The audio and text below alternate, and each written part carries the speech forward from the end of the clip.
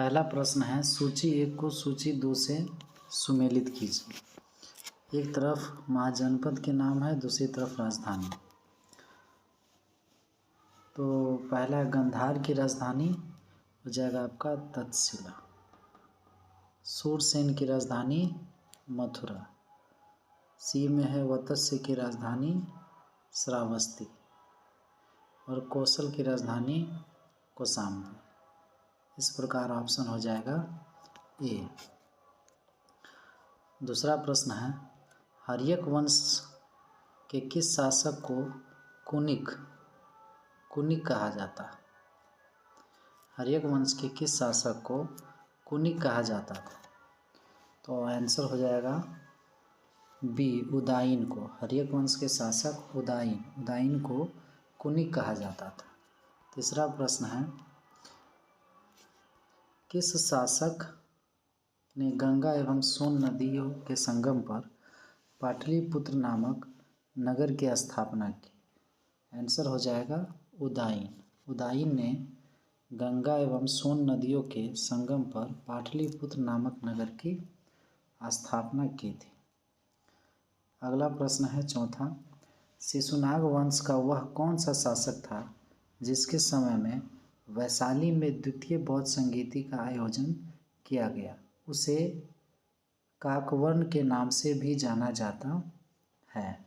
Answer हो जाएगा काला अशोक। काला अशोक के समय में वैशाली में द्वितीय बौद्ध संगीति का आयोजन किया गया और काला अशोक को काकवर्ण के नाम से भी जाना जाता है। पांचवा प्रश्न है 323 ईसा पूर्व में सिकंदर महान की मृत्यु हुई थी। पूछा जा रहा है कि सिकंदर महान की मृत्यु कहाँ हुई थी? तो आंसर हो जाएगा बेबीलोन, ऑप्शन बी। और यहीं पर सिकंदर का घोड़ा बुके-फराल की भी मृत्यु हुई थी। अगला प्रश्न है सिकंदर महान एवं पोरस या पुरु की सेनाओं ने निम्नलिखित में से किस नदी के आमने सामने वाले तटों पर पड़ाव डाला हुआ था? आंसर हो जाएगा झेलम, ऑप्शन बी। सातवां प्रश्न है किस प्रकार का मृदभांड भारत में द्वितीय नगरीकरण शहरीकरण के प्रारंभ का प्रतीक माना गया है? हो जाएगा ऑप्शन सी उत्तरी काले पॉलिशकृत बर्तन। अगला प्रश्न है आठवां प्रश्न,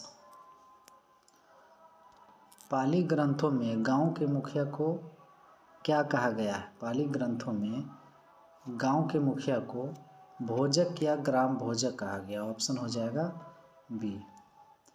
नौवां प्रश्न है उज्जैन का प्राचीन नाम था। उज्जैन का प्राचीन नाम अवंतिका था। उज्जैन का प्राचीन नाम अवंतिका था, ऑप्शन ए। 10वां प्रश्न है नंद वंश का संस्थापक कौन था? नंद वंश का संस्थापक महापद्मनंद था, ऑप्शन ए हो जाएगा। अगला प्रश्न है ग्रीक यूनानी लेखकों द्वारा किसे अग्रमीज या जैंड्रमीज कहा गया है? ऑप्शन हो जाएगा डी धनानंद को। अगला प्रश्न है 12वां प्रश्न, प्राचीन भारत में पहला विदेशी आक्रमण किनके द्वारा किया गया? पहला विदेशी आक्रमण प्राचीन भारत में ईरानियों के द्वारा किया गया, ऑप्शन हो जाएगा ए। अगला प्रश्न है प्राचीन भारत में दूसरा विदेशी आक्रमण एवं पहला यूरोपीय आक्रमण किनके द्वारा किया गया? ऑप्शन हो जाएगा बी यूनानियों द्वारा। प्राचीन भारत में दूसरा विदेशी आक्रमण और पहला यूरोपीय आक्रमण यूनानियों के द्वारा और पहला विदेशी आक्रमण पूछा जाए तो ईरानियों के द्वारा। अगला प्रश्न है ईरान के हखमनी वंश के किस शासक ने भारतीय भूभाग को जीतने के बाद उसे फारस साम्राज्य का 20वां प्रांत बनाया? ऑप्शन हो जाएगा बी डेरियस या दारेबाहु प्रथम। अगला प्रश्न है हाइडे स्पीच या वितस्ता आधुनिक नाम है झेलम, मतलब झेलम नदी का प्राचीन नाम वितस्ता है। तो हाइडे स्पीच या वितस्ता का युद्ध 326 BC किन किन शासकों के बीच हुआ? सिकंदर एवं पोरस के मध्य हुआ था। ऑप्शन ए हो जाएगा करेक्ट आंसर। अगला सवाल है, सिकंदर ने भारत पर कब आक्रमण किया? सिकंदर ने भारत पर 326 ईसा पूर्व में आक्रमण किया था। ऑप्शन ए हो जाएगा सही जवाब। अगला प्रश्न है, सूची 1 को सूची 2 के साथ सुमेलित कीजिए।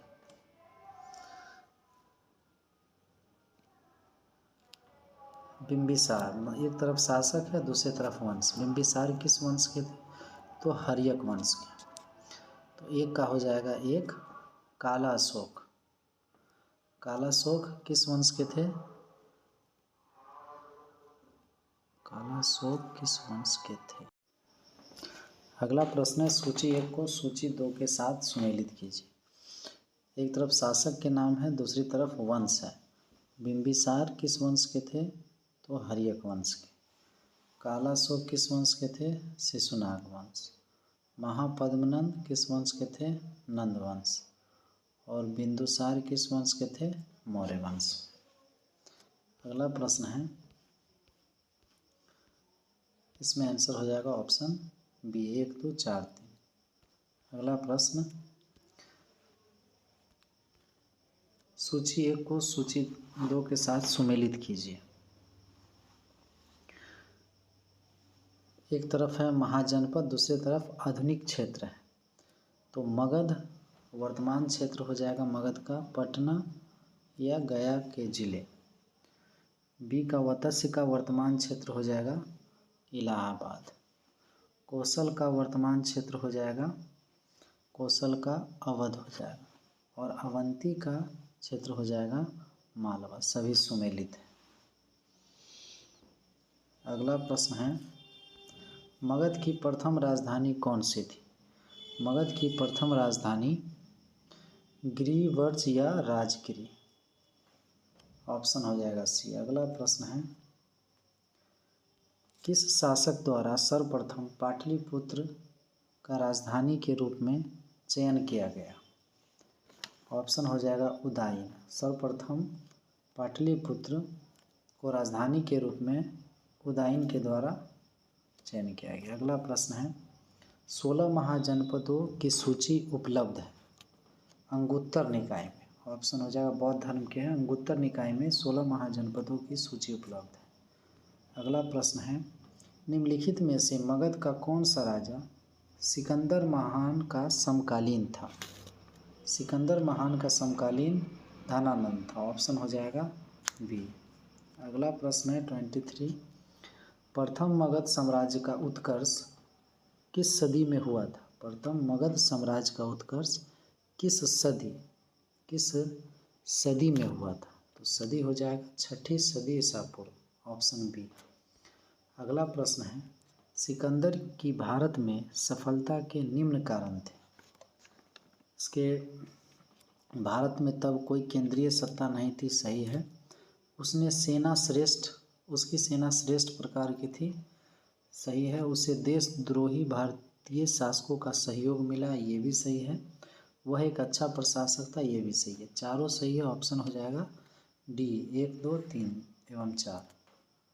अगला प्रश्न है, सूची 1 को सूची 2 के साथ सुमेलित कीजिए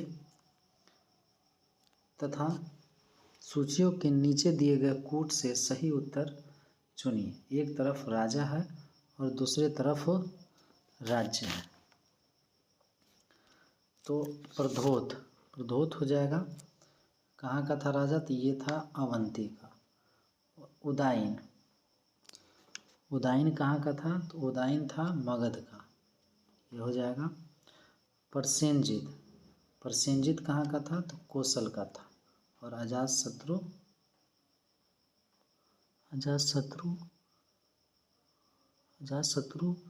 भी मगध का होगा। तो इसका आंसर गलत है। अगला प्रश्न है, अभिलेखीय साक्ष्य से प्रकट होता है कि नंद राजा के आदेश में एक नहर खोदी गई थी।